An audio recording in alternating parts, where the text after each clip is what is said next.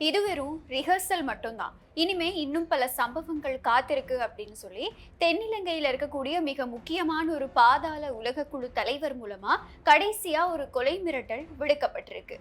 இதுக்கு பின்னாடி யாரெல்லாம் இருக்காங்க, நேற்றைய தினம் நடந்த துப்பாக்கி சூட்டோட பின்னணி என்ன அப்படிங்கிற பல தகவல்கள் இப்போ வெளியாக ஆரம்பிச்சிருக்கு. நாட்டுக்குள்ள மறுபடியும் பாதாள உலகத்தோட ஆதிக்கம் ஆரம்பமாகியிருக்கா அப்படிங்கிற பல கேள்விகளை நேற்றைய தினம் நடந்த இந்த சம்பவம் மறுபடியும் ஏற்படுத்தி இருக்கு. நேற்று தேவுந்தர விஷ்ணு கோவிலுக்கு பின்னாடி இருக்கக்கூடிய ஒரு வீட்டுல நடத்தப்பட்ட ஒரு துப்பாக்கி சூட்டு சம்பவம். இந்த துப்பாக்கி சூட்டு சம்பவத்துக்கு முதலையும் சரி, அதுக்கு அப்புறமாவும் சரி, பல தகவல்கள் வெளியாக ஆரம்பிச்சிருக்கு. இந்த தகவல்களோட பின்னணி என்ன, எதனால இப்படியான சம்பவங்கள் எல்லாமே நடந்துகிட்டு இருக்கு அப்படிங்கறதோட முழு விளக்கத்தையும் தான் இந்த வீடியோல பார்க்க போறோம். இலங்கையின் முதற்தர சுற்றுலா தலம் ரீச்சாவின் மாபெரும் உணவு திருவிழா ஆகஸ்ட் மாதம் 7, 8, 9 மற்றும் 10 தேதிகளில் மாலை 6 மணி முதல் 10 மணி வரை இன்றே டிக்கெட்டுகளை பெற்றுக் கொள்ளுங்கள்.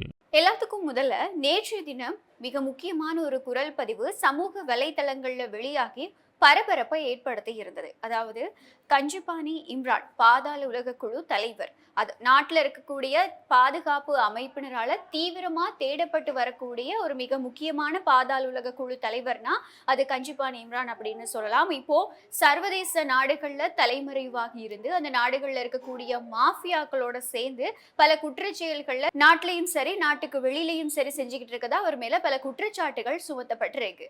அவருக்கு பிடியாணை பிறப்பிக்கப்பட்டிருந்த போதிலும் கூட இப்போ வரைக்குமே இலங்கை போலீசாராலேயோ அதிகாரிகளாலேயோ அவரை கைது செய்ய முடியாத ஒரு நிலையும் உருவாகி இருக்கு.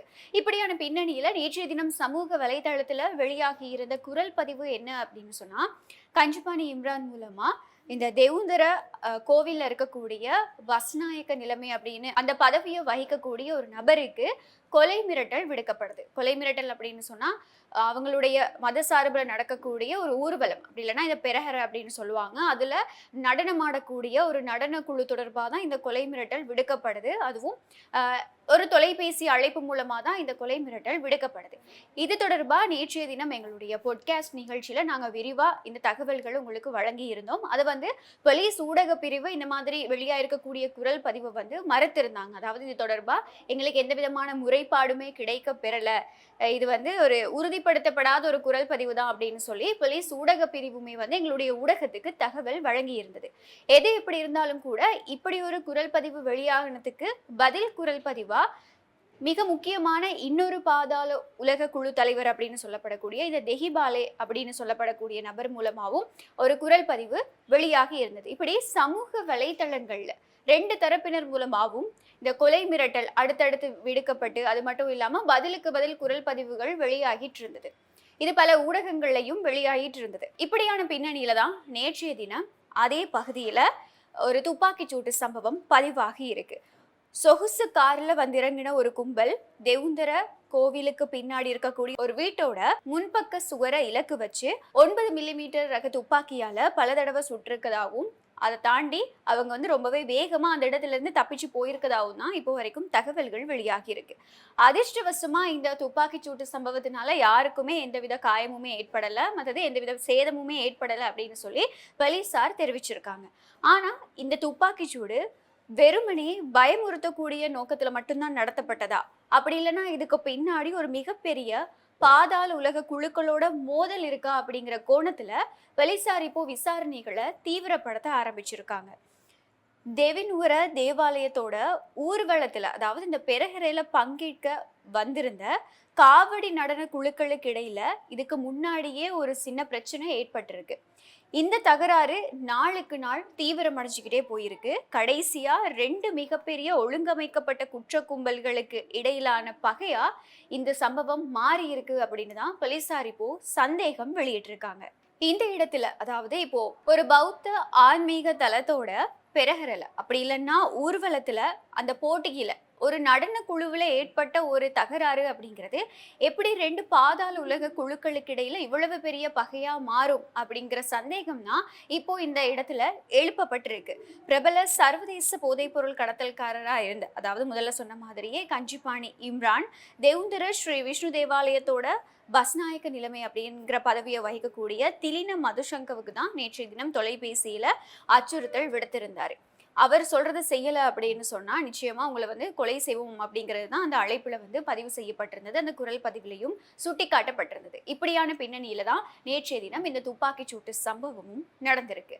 இதையும் தாண்டி இன்றைய தினம் களுத்துறை பகுதியிலையும் வந்து இன்னொரு துப்பாக்கிச் சூட்டு சம்பவம் பதிவாகி இருக்கு. தேசிய மக்கள் சக்தி அரசாங்கம் ஆட்சிக்கு வந்த ஆரம்பத்துல இந்த துப்பாக்கிச் சூட்டு கலாச்சாரம் அப்படிங்கிறது வந்து அதிக அளவுல இருந்தது. நடுவீதியில பட்டப்பகல்ல பல பேர் வந்து சுட்டு கொலை செய்யப்பட்டிருந்தாங்க. இவங்க எல்லாருமே இந்த பாதாள உலக குழுக்களோட தொடர்புடைய மிக முக்கியமான நபர்களாகவும் போதைப் பொருள் கடத்தலோட தொடர்பு இருக்கக்கூடியவங்களாகவும் தான் இருந்தாங்க. இப்படியான பின்னணியில கொஞ்ச நாட்களுக்கு இந்த துப்பாக்கிச் சூட்டு கலாச்சாரம் அப்படி இல்லைன்னா இந்த துப்பாக்கிச் சூட்டு சம்பவங்கள் அப்படிங்கிறது பதிவாகிற வீதமா இருக்கட்டும், அந்த எண்ணிக்கையா இருக்கட்டும் குறைஞ்சிக்கிட்டே போயிருந்ததை பார்க்கக்கூடியதா இருந்தாலும் இப்போ மறுபடியும் இந்த சம்பவங்கள் பதிவாக ஆரம்பிச்சிருக்கு. ஜனாதிபதி அனுரகுமார திசாநாயக் அவர்களுடைய வாக்குறுதிகள்ல மிக முக்கியமான ஒரு விஷயம் தான் இந்த போதைப் பொருள் கடத்தல்காரர்களையும் பாதாள உலக குழுக்களையும் நாட்டில இருந்து ஒழிக்கிறது தான் எங்களுடைய முதற்கட்ட நோக்கம் அப்படிங்கிறது. அதற்கேற்ற மாதிரியே தேசிய மக்கள் சக்தி அரசாங்கம் பல வேலை திட்டங்களை ஆரம்பிச்சிருந்தது. அது இப்போ வரைக்குமே செயற்படுத்தப்பட்டு வருது. நாளுக்கு நாள் இந்த போதைப் பொருள் வச்சிருந்த குற்றச்சாட்டுல சந்தேகத்தின பேர்ல அப்படி இல்லைன்னா போதைப் பொருள் வச்சிருந்ததா சொல்லி பல பேர் வந்து கைது செய்யப்பட்டு விளக்கமறியல வைக்கப்படுறதையும் பார்க்கக்கூடியதா இருக்கு. இப்படியான பின்னணியில மறுபடியும் நாட்டுக்குள்ள இந்த மாதிரி துப்பாக்கிச் சூட்டு சம்பவங்கள் நடக்கிறது, அதுவும் ஒரு ஆன்மீக தளத்துக்குள்ள நடக்கக்கூடிய ஒரு சின்ன பிரச்சனையை இவ்வளவு பெரிய தகராறா மாத்தி ஒரு துப்பாக்கிச் சூட்டு சம்பவம் வரைக்கும் கொண்டு வந்திருக்கிறது வந்து நாட்டுக்குள்ள பாதுகாப்பு எந்த இடத்துல இருக்கு, அப்போ மக்களுடைய பாதுகாப்புக்கு என்ன உத்தரவாதம் அப்படிங்கிற மாதிரி பல கேள்விகளை இந்த இடத்துல எழுப்பி இருக்கு. நேற்றைய தினம் நாங்க போலீஸ் ஊடக பிரிவு கிட்ட விசாரிச்ச சந்தர்ப்பத்துல இது தொடர்பா எந்த ஒரு முறைப்பாடுமே கிடைக்கல அப்படின்னு சொல்லிதான் சொல்லப்பட்டிருந்தது. இது வந்து துப்பாக்கிச் சூட்டு சம்பவம் நடைபெறதுக்கு முன்னாடி வரைக்குமே இந்த சம்பவம் தொடர்பாவோ சமூக வலைதளங்கள்ல வெளியாகி இருந்த குரல் பதிவுகள் தொடர்பாவோ போலீசாருக்கு எந்தவித தெளிவுமே இருக்கல, எந்த விதமான ஒரு முறைப்பாடுமே வழங்கப்பட்டிருக்கல. ஆனா இந்த துப்பாக்கிச் சூட்டு சம்பவத்துக்கு அப்புறமா தேவுந்தர ஆலயத்தோட பஸ்நாயக்க நிலைமை பதவியை வைக்கக்கூடிய திலின மதுசங்கர் போலீசார்கிட்ட முறைப்பாடு செய்ய போறதா தெரிவிச்சிருக்காரு. அதையும் தாண்டி ஏற்கனவே சிறையில் இருக்கக்கூடிய ஒரு சந்தேக நபர் மூலமா இந்த பஸ்நாயக்க நிலைமை கிட்ட பணம் கேட்டு மிரட்டல் விடுக்கப்பட்டிருக்கதா வலான ஊழல் ஒழிப்பு செயற்குழு கண்டறிஞ்சிருக்கதாவும் இப்போ ஒரு செய்தி வெளியாகி இருக்கு. இப்போ போலீசாருடைய விசாரணைகள் துரிதப்படுத்தப்பட்டிருக்கக்கூடிய பின்னணியில இந்த துப்பாக்கிச் சூட்டை நடத்தின கும்பலும் இதுக்கு பின்னாடி இருக்கக்கூடிய பாதாள உலக குழுவோட மிக முக்கியமான புள்ளிகளும் கைது செய்யப்படுவாங்களா அப்படிங்கிற கேள்வியும் எழுப்பப்பட்டிருக்கு.